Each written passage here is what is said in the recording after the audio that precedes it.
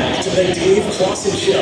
It's time now for tonight's Play of the Week, presented by WXLV ABC 45. Right to the left. It's the snap, looks like long down the hash mark into traffic. That ball is picked off by the Knicks at the 40-yard line. Mustafa to the 50. Mustafa 40, 30, comes back to the 20, 10-yard line.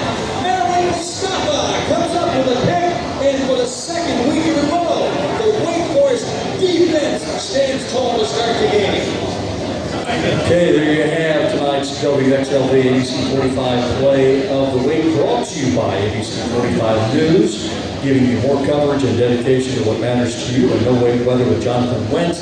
ABC 45 News standing up for you. As promised, we've got running back DEMOND Claiborne with us here. DEMOND, thanks for spending a few minutes, and thanks to, here you go. Thanks to Lawson for having DEMOND on here. You know, we're just talking about where you're from, that Tidewater area. I mean, that is just a hotbed. You got to feel a lot of pressure when you go to college out of that area, because there have been so many good college football players from there. You don't play like you have pressure on, but what's your take from being from that part of the country and getting to kind of sort of go home this weekend? Yeah, so it's an amazing opportunity to be here, of course. Coming from the Tidewater district, it's really country, kind of like Davie County, like, there's not a lot going on.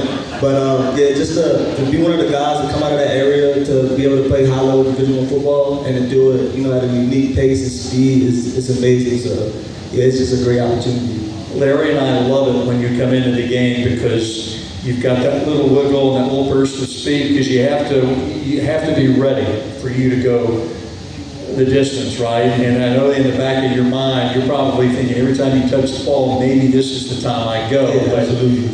Work us through the confidence you have, and the time you've been at Wake, and your confidence is built, and now's your time. You've waited, now's your time.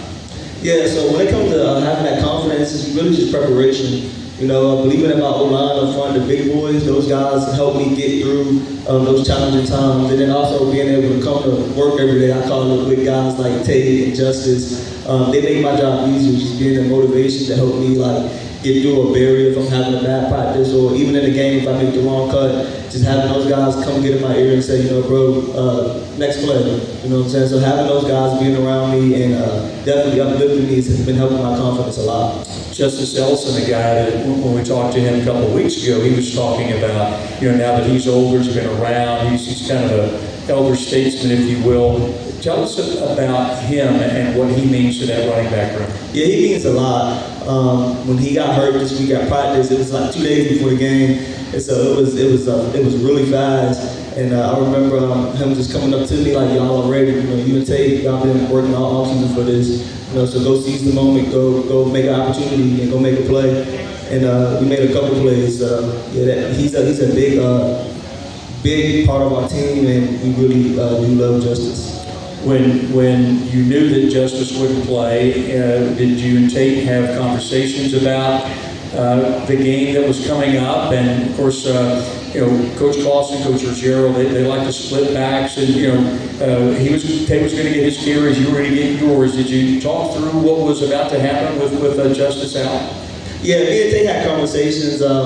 Tate kind of keeps me calm down, because I like to get amped up before the games, or even in practice sometimes I get amped up. Tate comes over like, we don't need that right now, G. We do need that right now, G. So yeah, we definitely had conversations, and we definitely helped each other a lot to get prepared for this game, to go out and beat Bama. Both you and Tate had over 100 yards. You had 165, and Tate, first time he's carried the ball as a college player, had 117, including a 74-yard run. When he was running down that boundary toward the south end zone, what were you thinking he was going to get there? Oh yeah, I thought he was going to get there for sure. I was running down the sideline with him, trying to get to the end zone with him. But yeah, just to see that, I was so excited and so happy. He's waited on his opportunity, so when he got that chance and he sees this moment, I was so excited for him. Let's talk a little bit more about going home to Virginia. I mean, I would think you would have friends and family that'll be at the game, an early start, but I know you're excited to get up there and play. Yeah, I'm excited to go back home to VA, to play ODU. Definitely Definitely miss being home sometimes, but yeah, it's going to be a great game. Those guys play hard, so like Coach says, always this is about us. So we try to go 1-0 every season. So yeah, I'm excited to go back home and play in front of the home crowd. When you were recruited, tell us about that. I know you were a track guy. You could run. You had the 100 meters, the 200 meters. So you could fly, and people love speed. What was it about Wake Forest and that process that you ended up here in Winston-Salem? How'd that happen? Yeah, so being from like a small town, getting on Wake campus, it felt just like that. Some things was different, of course, but I knew that I had an opportunity to eventually play here one day. And Coach Lawson and Coach Hunter, they really did call me a lot, reach out a lot, show that support. And so I just knew this was the place for me, and I wanted to play, for Coach Lawson and Coach Hunter.